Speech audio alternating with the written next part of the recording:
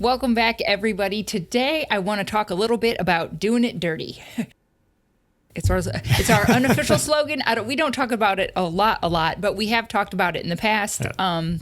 And so if you're new around here, doing it dirty is our take on taking perfectionism and throwing it out the window. Because too many people can get stuck in not doing things because of perfectionism. It's kind of like that fail fast type theory, I guess, in a way, a little bit. I don't know the fail fast theory. Yeah, they say just go at it, and if you mess up, you learn from it, you move on. Oh, okay. I was waiting for more. That's why I was like, Gotcha. say some more. Okay. Because some people can, or a lot of people use perfectionism as like this humble brag, like, oh my gosh, I'm just a perfectionist. When really it's not a humble brag. A lot of perfectionism is actually rooted in fear. It's not rooted in excellence because they are not the same thing. Because excellence is about it's about the process, and it's about being good at what you do, but being okay with the fact that you're going to be imperfect along the way. And that's how you learn, and that's how you get to be excellent. Mm-hmm. So perfectionism is mostly rooted in fear, like that you're not going to get it right, or it's never going to work, or some people fear judgment. There's any number of things that it can be rooted in. You're afraid you're just not going to measure up, stuff like that. And a lot of times perfectionism can be what keeps you from moving forward. And it can really hold you back from a lot of things in your personal life and in your business life. Yep. And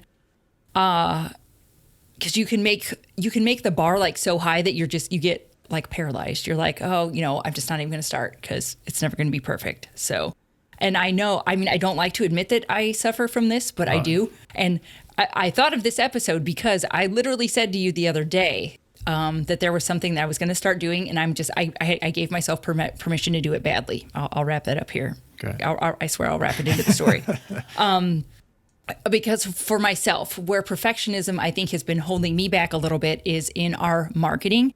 If we know how to market a landscaping business, did that for years, we've got that down. We have had this whole different learning curve now that we are online and have had to learn how to market ourselves as coaches and online business owners.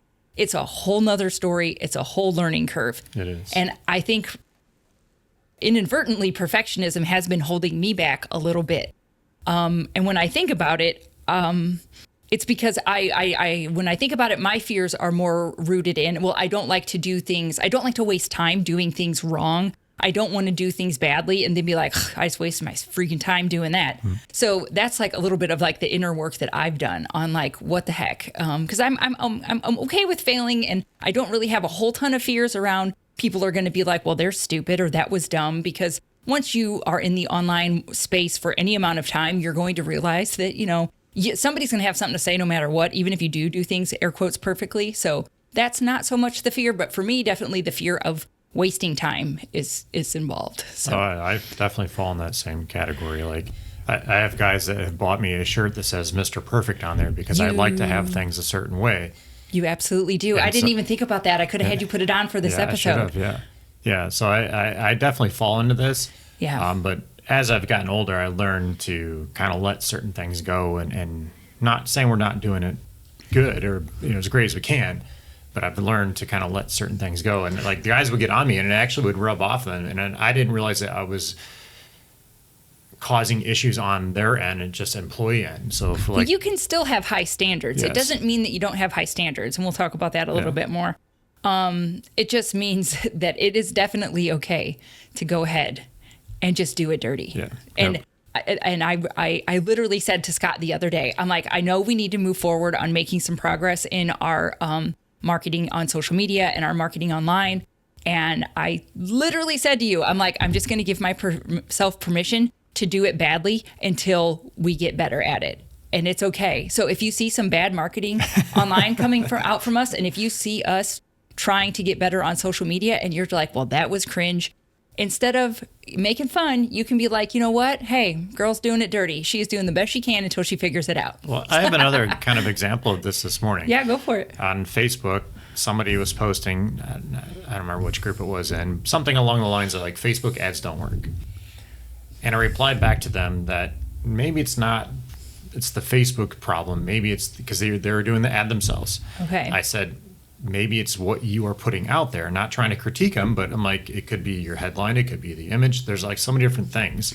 And if you look, absolutely. and I told them, like, if you look at all these people that do, like, have marketing agencies or people working for them, you'll see they put out tons of different ads. It could be the same type of thing, but there's one little thing different in every single one of these ads. And they test it because they don't know which one's going to, grab that audience or whatever it is and get more clicks. Again, you have to be willing to do it dirty and put it out there and try until this one works. And that's what we're going to be doing with ourselves. So. Well, and people can get stuck in that perfectionism because they're like, well, I'm not going to put an ad out because it's not going to be perfect and it's not going to be right.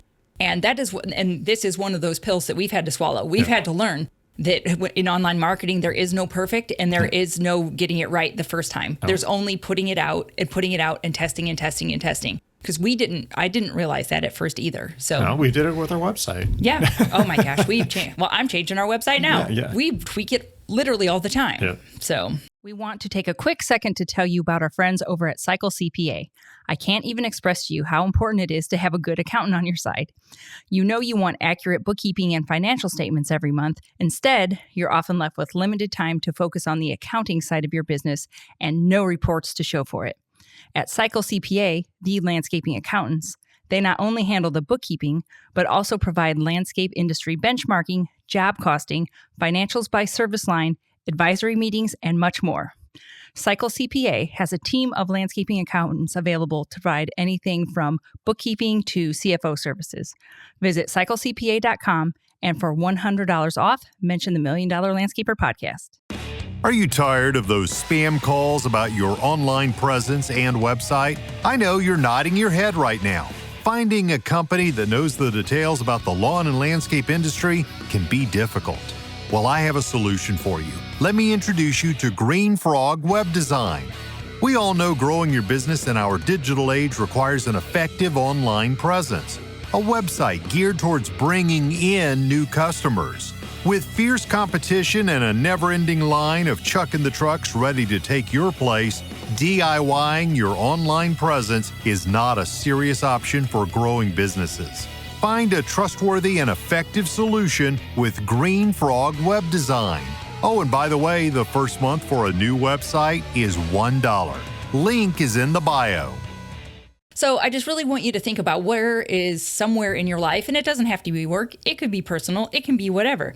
But like if you're willing to give yourself permission to do it dirty, like imagine what can you accomplish if you just you give yourself a little bit of that permission to just go ahead and do it. So I do have a few questions that you can kind of self-coach yourself through. If you do have something that you've been hung up on and you haven't been taking any action, the first question is, what are you afraid will happen if you do it imperfectly? I've already talked about I apparently have fears around time wasting because like when I sat and thought about it, I'm like, why am I so worked up about this? And it's because I will beat myself up over, I wasted a whole day. I made these social media posts. I did this, and it didn't work and it didn't get the engagement I wanted. I will spiral myself into, I blew a whole bunch of time. Yep. So that's something I'll work on. But then the next question is, okay, so what if this happens? So what if I do this? And I, air quotes, wasted a whole bunch of time. I wasted a whole day. Okay. Yeah. Notice it's like crickets. It's like, okay, well, we'll just move on and go to the next thing. So if you can stop yourself from catastrophizing, because I could be like, well, then, I could get myself into a spiral of, well, if I wasted this one day, then I'm going to waste all my days. And I don't really catastrophize too much, so that's not something that I struggle with. But when you do, when you ask yourself, oh, okay, so what? So that thing happened. It for me anyway, it can kind of take the power out of it because you're like, oh, I mean, well, I guess it's not so bad. Okay, yeah. And so and maybe there is going to be something that air quotes bad happens, but then if you think about it ahead of time and you have responses for it and you are being proactive about how you can counteract it, then once again, it just takes some of that power out of it. If you think through the consequences ahead of time, you're like, okay, so maybe I spent a whole day and this and this and this didn't work. Okay, well then maybe the next time I'll spend like just half a day on it and do some more testing before I spend a whole day on something. So you can kind of adapt as you go. Yep. So, and then the third question is, okay, so what does good enough look like? Because if perfectionism is what's getting you stuck, if you're not taking action, because like if I waited until I had the perfect strategy down and I had the best pictures of us and I wrote all like this magical copy that was going to be amazing, that's not real. Yep. Okay, so what does good enough look like for, in our example, for the social media and doing more? Like what's good enough to get started? Like I don't have to post the perfect amount of times. I don't have to have the perfect content. What is good enough?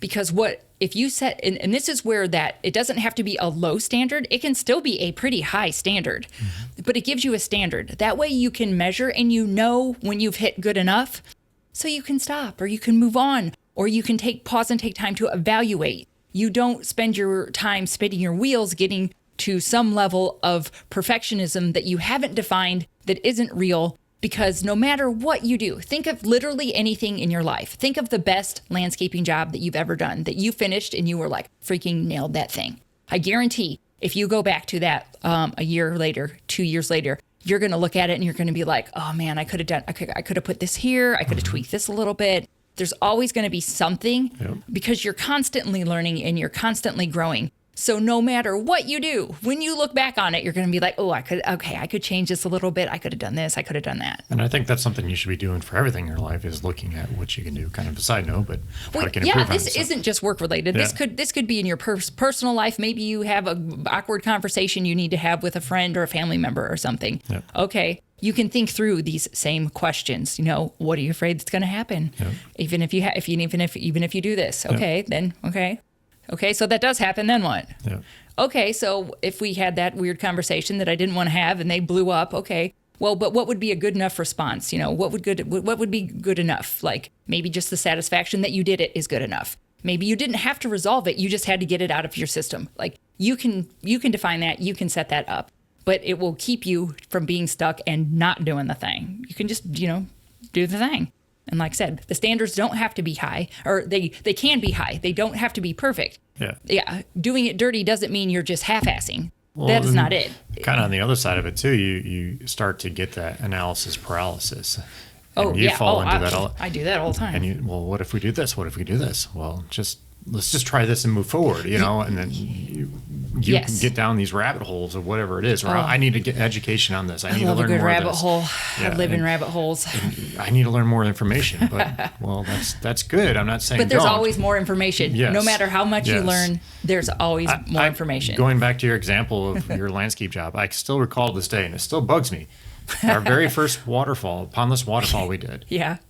It looked terrible. Like at the time, I thought it looked good, but now it's like terrible. Like I badly want to go back there and just redo it for them, but I probably won't. But if they call us, pay us for it. It's been a number of years, so you won't. Yeah, but the homeowner was happy with it. Oh yeah. And so maybe that is where we talked about what would good enough look like. Yep. Maybe good enough is if the homeowner loves it, it doesn't matter what you think, because it's not your water. It's not your pondless waterfall. It's not in our yard. That's exactly what happened when I first kind of let somebody else take over that role of what I was doing and putting the other waterfalls. And Gary went out and did a waterfall. Yeah. I come back to it and looked at it, and I'm like, we could have turned those rocks a different direction. I'm a rock snob, but I could have turned the rocks a different direction. And the homeowner came out and was like ecstatic about it. They loved it.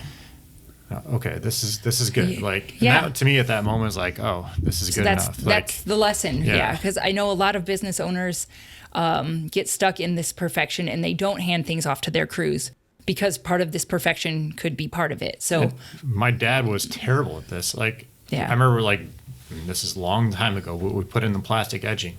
And if you didn't have that perfectly straight, he would literally just come up, rip it all out, and then start all over again. Like, come on. Yeah. So I come by it naturally, but you can get over it. You can. But once again, change.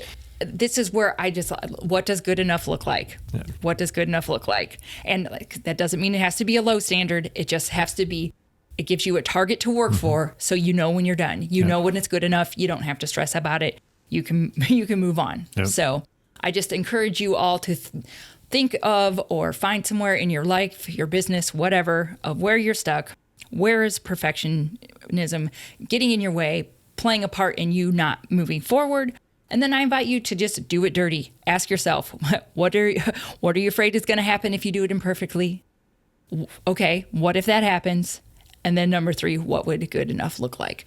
Then just start taking actions to move forward. Take the next smallest step that you can do to start moving forward. Focus on the progress. Don't focus on the perfection. Mm-hmm.